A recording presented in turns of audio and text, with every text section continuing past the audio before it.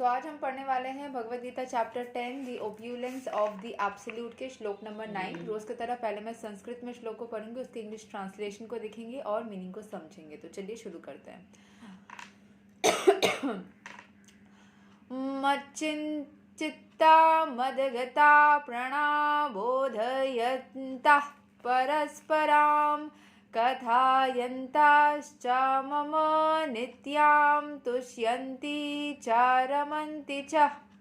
The thoughts of my pure devotees dwell in me. Their lives are fully devoted to my service and they derive great satisfaction and bliss. तो भगवान श्री कृष्ण बोल रहे हैं या परमेश्वर बोल रहे हैं कि जो भी उनको याद करते हैं, उनके जो डिवोटीज होते हैं, उनका the thoughts of my pure devotees dwell in me. तो उनके दिमाग में उनके डिवोटीज के थॉट्स हमेशा ही चलते रहते हैं।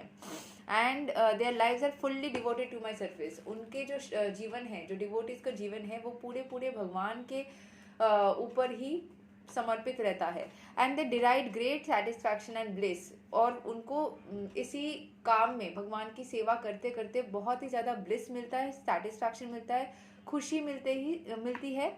And from always enlightening one another and conversing about me. तो एक दूसरे के साथ में कृष्ण के बारे में बात करते हुए उनको खुशी मिलती है, एक दूसरे के साथ में कृष्ण के बारे में डिस्कस करने में उनको खुशी मिलती है। तो यही भगवान बता रहे हैं अर्जुन को। सो यहाँ के एक्सप्लेनेशन को समझ लेते हैं। Pure devotees, whose characteristics are mentioned here, engage themselves fully in the transcendental loving service of the Lord. Their minds cannot be diverted from the lotus feet of Krishna. Their talks are solely on the transcendental subjects. तो जो pure devotees होते हैं वो हर वक्त ही भगवान के बारे में बात करते रहते हैं और उनको इसी में बहुत ही ज़्यादा खुशी मिलती है।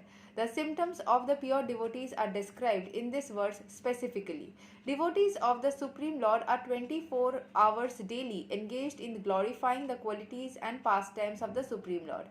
Their hearts and souls are constantly submerged in Krishna and they take pleasure in discussing him with other devotees. तो उनको हर वक्त दिन में सिर्फ भगवान के बारे में बात करके बहुत अच्छा लगता है, उनको सुकून मिलता है, उनके दिल दिमाग में सिर्फ भगवान की बातें ही घूमती रहती है।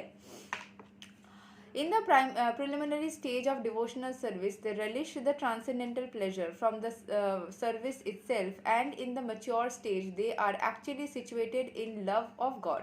तो धीरे धीरे डिवोशनल सर्विस करते करते उनको भगवान के प्रति एक हो जाता है ना, कनेक्शन क्रिएट हो जाता है। They start loving God. Bhagavad Gita as it is से हम लोग सीख रहे हैं, पढ़ रहे हैं। ये जैसे देख सकते हो Bhagavad Gita as it is है, ठीक है। सो उसी से हम भगवद गीता के हर एक श्लोक को रोज एक एक श्लोक पढ़ते हैं। तो आज जैसे श्लोक नंबर 9 ऑफ चैप्टर 10 चल रहा है। Once situated in the transcendental position, they can relish the highest perfection which is exhibited by the Lord in his abode. Lord Chaitanya likens transcendental devotional service to the sowing of a seed in the heart of the living entity. There are innumerable living entities traveling throughout the different planets of the universe, and out of them there are a few who are fortunate enough to meet a pure devotee and get a chance to understand devotional service. तो जैसे भगवान के बारे में जब हम पढ़ते हैं, छोटा सा बीज जैसे आप सॉइल में लगा देते हो और फिर वो पेड़ बन जाता है, वैसे छोटा सा एक थॉट आप किसी भी चीज़ के बारे में छोटा सा थॉट रखोगे तो वो धीरे धीरे बढ़ता चला जाता है। तो भगवान के बारे में भी अगर आप छोटा सा थॉट रखोगे तो वो धीरे धीरे बढ़ता चला जाएगा। और हम बहुत जो लकी होते हैं वो एक प्योर डिवोटी के साथ में इस पूरे विश्व ब्रह्मांड के इतने सारे लिविंग एंटिटीज़ के भीतर रहते रहते एक प्योर डिवोटी से मिल पाना बहुत भाग्य का बात होता है, जिसमें हम उनसे डिवोशनल सर्विस के बारे में सीख सके, जान सके और खुद भी हो सके तो फॉलो कर पाए।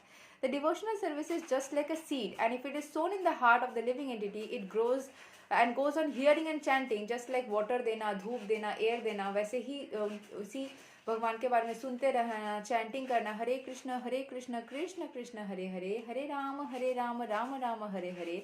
That seed fructifies just as a seed of a tree fructifies with regular watering. जो मैंने अभी अभी समझाया कि छोटे से बीज को डालोगे तो फिर वो बड़ा सा पेड़ हो जाता है, वैसे ही भक्ति का बीज भी डालोगे तो फिर धीरे धीरे वो बढ़ता ही जाएगा। एनीथिंग, अगर नेगेटिविटी का बीज भी डालोगे तो फिर धीरे धीरे बढ़ता जाएगा, पॉजिटिविटी का बीज डालोगे वो भी बढ़ता ही जाएगा। Everything is like that.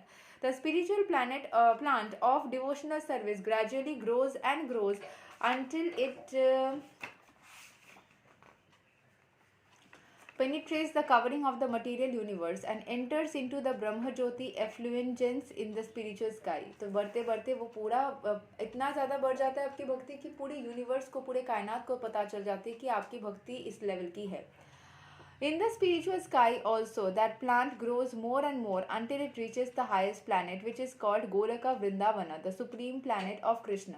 Ultimately, the plant takes shelter under the lotus feet of Krishna and rests there. Gradually, as a plant grows fruits and flowers, that plant of devotional service also produces fruits, and watering process in the form of chanting and hearing goes on. तो जैसे जैसे एक पेड़ से फल निकल करके आते हैं, आपके भक्ति से भी फल निकल करके आते हैं, आप और दूसरे लोगों को भक्ति के पद में लेके जाते हो. So this plant of devotional service is fully described in the Chaitanya Charitamrita, Madhya Lila, chapter 19. It is explained that that when the complete plant takes shelter under the lotus feet of the Supreme Lord, one becomes fully absorbed in love of God, and then he cannot live even for a moment without being in contact with the Supreme Lord, just as a fish cannot live without water. जैसे धीरे धीरे आपका एक attachment हो जाता है उस परमेश्वर के साथ में, आप एक सेकंड भी उस एनर्जी के बिना नहीं रह पाते हो.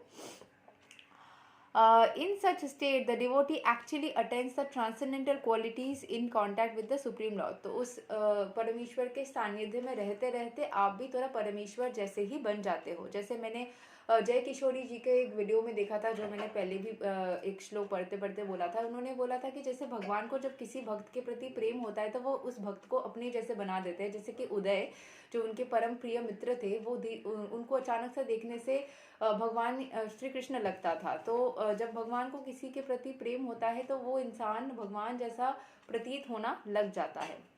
The Srimad Bhagavatam is also full of such narrations about the relationship between Supreme Lord and his devotees. Therefore, the Srimad Bhagavatam is very dear to the devotees as stated in the Bhagavatam itself. Srimad Bhagavatam Puranam Amalam Yad Vaishnavanam Priyam. In this narration, there is nothing about material activities, economic development, sense gratification or liberation. Srimad Bhagavatam is the only narration in which the transcendental nature of the Supreme Lord and his devotees is fully described. जितना ज़्यादा आप भक्ति में सब कुछ relax कर लेते हो ना, you just let it be कि हाँ चीज़ें अपने आप हो जानी है, वो सच्ची में अपने आप हो जाती है. It's just like the law of attraction. जितना ज़्यादा आप नेचुरली चीज़ों को अनफोल्ड करने देते हो and you just relax yourself, things just work in your favour. Thus, the realized soul in Krishna consciousness takes continual pleasure in hearing such transcendental literatures, just as a young boy and a girl takes pleasure in association. जैसे एक couple एक दूसरे के साथ में खुशी मिलती है, वैसे ही भगवान के सानिध्य में एक भक्त को रह करके खुशी मिलती है. सो यही तक था श्लोक number 9 of Bhagavad Gita chapter 10. यहाँ पे कुछ हमारे पास में पिक्चर्स थे जहाँ पे हमने देखा कि जैसे इंसान जिस तरीके से खुद को रखता है, उसकी धीरे धीरे जैसे प्लांट्स के जैसे अगर वो चुप रहता है, हमेशा कुछ भी नहीं बोल पाता है, does not take stand for himself और हरसेल्फ एट ऑल, तो उसकी नेक्स्ट जन्म में नेक्स्ट जन्म में वो प्लांट हो सकता है. अगर वो बहुत ज़्यादा सोता रहता है तो नेक्स्ट जन्म में वो पोलर बियर या बेयर बन सकता है. जिस तरीके से आप खुद को रखते हो इस मनुष्य फॉर्म में, वही जैसा चीज़ आप नेक्स्ट जन्म में बन सकते हो, ऐसी चांसेस है. सो अगर आप बहुत ज़्यादा खूंखार नेचर के रहते हो तो आप एक वाइल्ड एनिमल बन सकते हो. So there are different explanations with every picture. The tree of this material world is the perverted reflection of the spiritual world. एक ट्री होता है यहाँ पे, जैसे जिसको आप अगर छाया लेते हो ना, वाटर में उसका छाया देखते हो तो लगता है जैसे लीव्स उसके नीचे हैं, रूट उसके ऊपर है. तो वो प्रतिबिंब हमको बोलता है कि हमें झुकना होता है, हमें खुद के अंदर उतनी ईगो नहीं रखनी होती है, हमें झुकना होता है, क्योंकि वो वाटर के रिफ्लेक्शन में हमारी शक्तियाँ उल्टी दिखती है. So there are different kinds of explanations. हम रोज़ एक एक श्लोक को कवर करते हैं. आज के लिए यही तक. अगले वीडियो में हम अगले लाइव में हम अलग श्लोक को कवर करेंगे. तब तक के लिए हरे कृष्णा, राधे राधे, जय श्री राम. अभी हम आएंगे